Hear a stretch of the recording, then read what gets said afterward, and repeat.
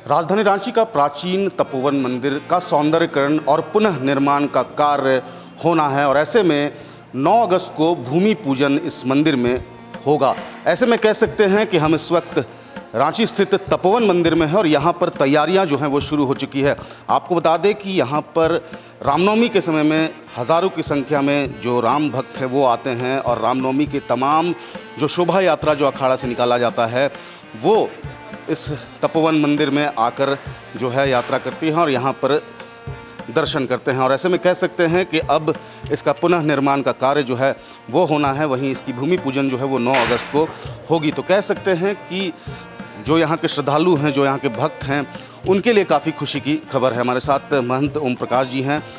महंत जी, ये बताइए कि जो आपसे चलते चलते बात करेंगे, क्योंकि जिस तरीके से जो पूरा मंदिर का पुनः निर्माण होना है, अयोध्या का जो मंदिर है उसका प्रारूप जो है वो बनेगा, तो कह सकते हैं कि क्या कुछ तैयारियां हैं और कब तक ये प्रारूप जो है वो बनकर तैयार हो?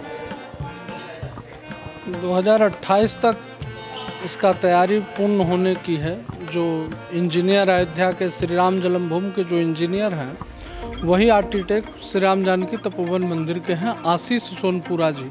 इन्हीं के दादा जो थे वो सोमनाथ मंदिर का निर्माण कराया और इनके पिता और आशीष जी दोनों मिलकर के राम जन्मभूमि तीर्थ क्षेत्र का नक्शा पूरा तैयार किए और आज वर्तमान में श्री राम जानकी तपोवन मंदिर का भी नक्शा पूर्ण रूप में तैयार किया। और पूरा ये मंदिर है सो जो मंदिर का निचला भूमि होगा जिसका शिलान्यास दिसंबर या जनवरी में शायद हो, जब भूमि तिथि के अनुसार उस तो खूंटी पत्थर से मतलब नींव पूरा बनेगा और ऊपर में है सो आपको मकराना का पत्थर लगेगा सफ़ेद एकदम। और इन सभी कार्यों को ठाकुर जी की कृपा से और आम जनमानस के सभी भक्तों का सहयोग से किया जाएगा।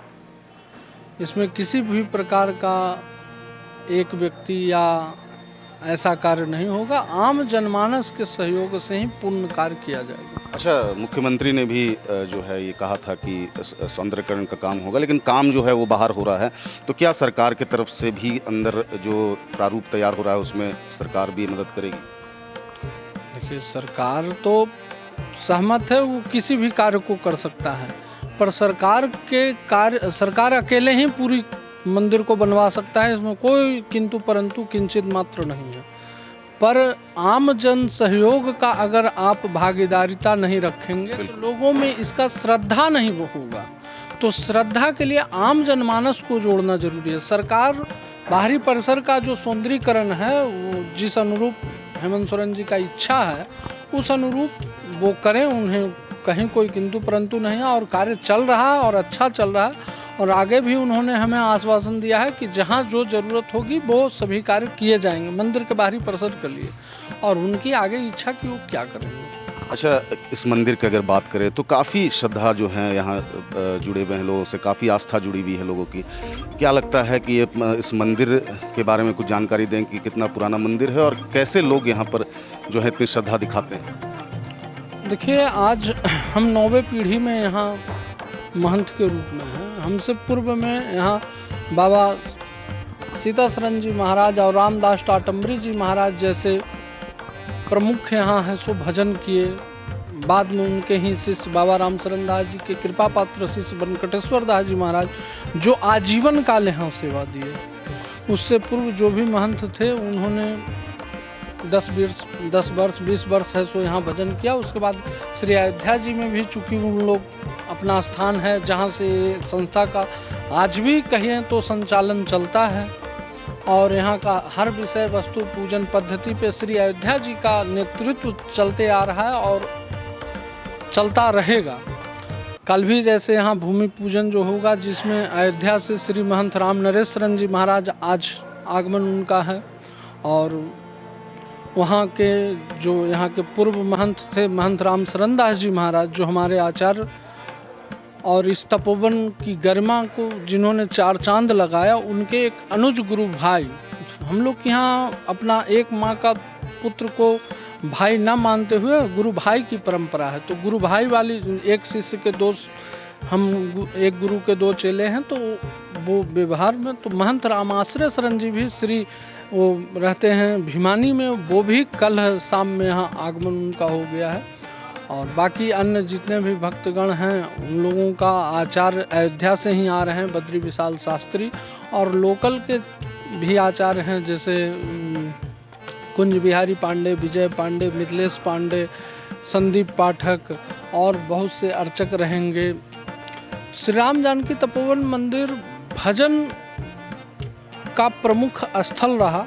बाद में जब बाबा वेंकटेश्वर दास जी महाराज जब भजन यहाँ करने लगे, तो उस क्रम में उन्होंने पशुओं को पाला और विशेष रूप से पाला, जिसमें बाघ, सिंह, हरिण सभी जानवर था। जब भजन बाबा करते थे सभी जानवर इर्द गिर्द उनके बैठे रहते थे। और अंग्रेजी शासन का शुरुआत जब हुआ तो संजोग ऐसा हुआ कि वो बाघ जो बाबा के पास बैठा हुआ था, तो बाबा बैठे हुए थे, बाघ घूम रहा था, तो बाबा वो अंग्रेज अधिकारी नदी के उस तरफ है, तो अंग्रेज का बंगला था जो आज वर्तमान में पंचम सिंह के नाम से प्रसिद्ध है। तो उसमें बाबा है, सो बाबा को देखा कि बगल में घूम रहा है, तो अंग्रेज अधिकारी गोली मार दिए, संतरी को भेजे कि आप ले आइए। संतरी जब आया तो बाबा को ध्यान खुल गया और संतरी पे बहुत क्रोधित हुए बाबा, बोले ये हमारा पालतू है ना कि हमारा है, सो अशुद्धा करता। तो इस बात को संतरी जाके बोला, तो अंग्रेज अधिकारी जो थे आए, बाबा से क्षमा याचना की और बाबा को बोले कि भाई हमारा अब ये तो 2 समय हो गया है, अब आप इसका निवारण बताइए। तो बाबा बोले यहाँ शंकर जी का मंदिर बनाओ। तो सर्वप्रथम शंकर जी का नेव खुदाया मंदिर बनने के लिए। तो उसी समय बाबा वेंकटेश्वर दास जी महाराज को स्वप्न हुआ भगवान श्री सीताराम का कि हम यहीं भूमिगत हैं। तो बाबा है सो जहाँ स्वप्न था वहाँ पे जब खुदाई हुआ, अंग्रेज अधिकारी ने खुदवाया, तो वहाँ सीताराम जी की विग्रह मिले। बाद में नर्मदेश्वर शिवलिंग अंग्रेज अधिकारी मंगवाया और जयपुर से लखनलाल जी का मूर्ति बन करके आया और उनका है सो पूजन प्रतिष्ठा हुआ विधिवत और उनका सेवा पूजा शुरू हुआ।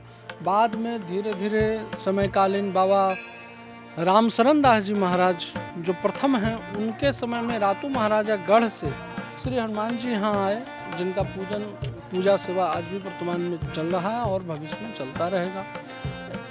दिन प्रतिदिन तपोवन का उन्नति होता चला गया और आज वर्तमान में धीरे धीरे ठाकुर जी की कृपा से बढ़ रहा है। और आज अब वर्तमान परिस्थिति में जीर्णोद्धार पुनः निर्माण की जो विचार हमारे दास के मन में आया, ये पूर्व महंत रामशरण दास जी महाराज का ही इच्छा था कि मंदिर भव्य और दिव्य हो जो झारखंड में एक हो, और उन्हीं का ये स्वप्न है जो आज दास साकार करने के प्रति आगे बढ़ रहा है और ठाकुर जी की कृपा। क्या लगता है कि जब इसका प्रारूप बदलेगा तो जो श्रद्धालु हैं उनमें कितना उत्सुकता से वो इंतजार करें? देखिए, श्रद्धालुओं को तो अभी सूचना दी गई है कि मंदिर अब चूँकि 4 वर्ष हमें लगा है, हमें 4 वर्ष यहाँ का महंत बने हुआ है, और जब से मैं यहाँ महंत बना हूँ तब से नक्शा के ऊपर कार्य पहले किया गया।